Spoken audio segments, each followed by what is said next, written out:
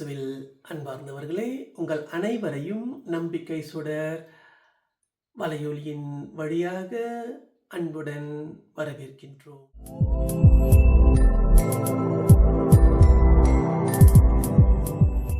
இயேசுவில் அன்பார்ந்தவர்களே, இன்று 2ஆம் பொதுக்கால ஞாயிற்றுக்கிழமை திருவழிபாடு நம்மை ஒரு முக்கியமான கேள்வியோடு எதிர்கொள்ள வைக்கிறது. இயேசு என் வாழ்க்கையில் எங்கே இருக்கிறார்? இது ஒரு சாதாரண கேள்வி அல்ல. நம்முடைய வாழ்க்கையின் அடிப்படை கேள்வியாக இருக்கின்றது. இன்று நாம் நற்செய்தியில் காணுகின்ற ஒரு சந்திப்பு வாழ்க்கையை மாற்றும் சந்திப்பு. யோவான் நற்செய்தியிலே இயேசுவும் முதல் சீடர்களும் சந்திக்கும் ஒரு அழகான நிகழ்ச்சியை நாம் பார்க்கின்றோம். திருமுழுக்கு யோவான் இயேசுவை பார்த்து உடனே சொல்கிறார், இதோ உலகத்தின் பாவத்தை போக்கும் இறைவனின் செம்மறி. இது ஒரு அறிவிப்பு மட்டுமல்ல, இது ஒரு வெளிப்பாடு. கேட்பவர்களின் இதயத்தை அசைக்கும் வார்த்தை. அந்த வார்த்தைகளை கேட்ட சீடர்கள் அப்படியே இயேசுவை பின்தொடர ஆரம்பிக்கிறார்கள். பிறகு அவரை கேட்கிறார்கள், ராபி, நீர் எங்கே தங்கியிருக்கின்றீர்?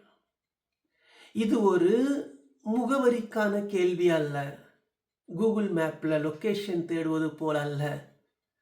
அவர்கள் கேட்பது, எங்கள் வாழ்க்கைக்கு அர்த்தம் தருகிற இடம் எது? நாங்கள் உண்மையிலேயே உம்மை சந்திக்கக்கூடிய இடம் எது? அதற்கு இயேசு சொன்ன பதில் மிகவும் எளிமையானது. Very simple. வந்து பாருங்கள், வந்து பாருங்கள். விளக்கம் இல்லை, பிரசங்கம் இல்லை, ஒரு அழைப்பு மட்டுமே. அந்த அழைப்பை இயேசு இன்றும் நமக்கு சொல்லுகின்றார். வா, வந்து என்னோடு நட, என்னை பார்த்து தெரிந்து கொள்வாய். ஆம், உலகில் ஒளியின் சாட்சிகளாய் வாழ ஓர் அழைப்பு. இன்றைய முதல் வாசகம் ஏசாயா தீர்க்கதரிசி மூலம் ஒரு பெரிய அழைப்பை நமக்கு நினைவூட்டுகின்றது. நான் உன்னை உலக மக்களுக்கு எல்லாம் ஒளியாக்குவேன். இது தீர்க்கதரிசிகளுக்கு மட்டுமில்லை, புனிதர்களுக்கு மட்டுமில்லை, நம் எல்லோருக்கும். ஒவ்வொரு திருமுழுக்கு பெற்றவருக்கும். புனித பவுலடிகளார் சொல்கிறார், நாம் கிறிஸ்து இயேசுவில் புனிதப்படுத்தப்பட்டவர்கள். அதாவது நாம் சுமாரான வாழ்க்கைக்கு அழைக்கப்படவில்லை, உலகத்தை ஒளிர வைக்கும் புனிதத்திற்கே அழைக்கப்பட்டிருக்கின்றோம். இயேசுவை உண்மையிலேயே சந்தித்தால் நம்ம வாழ்க்கை மாறாமல் இருக்காது.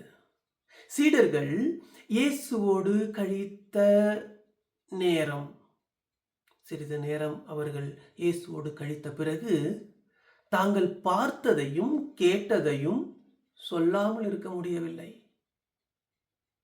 அதே போல நாம் ஜெபத்தில், திருப்பலியில், இறைவார்த்தையில் இயேசுவை சந்தித்தால் அந்த இயேசுவை, அந்த ஒளியை உலகத்திற்கு கொண்டு செல்ல வேண்டும். பெரிய பெரிய பேச்சுக்களால் அல்ல, சின்ன சின்ன செயல்களால். அன்பு, இரக்கம், மன்னிப்பு, எக்ஸெட்ரா எக்ஸெட்ரா. சாட்சி கொடுப்பது ஒரு ஆப்ஷன் இல்லை.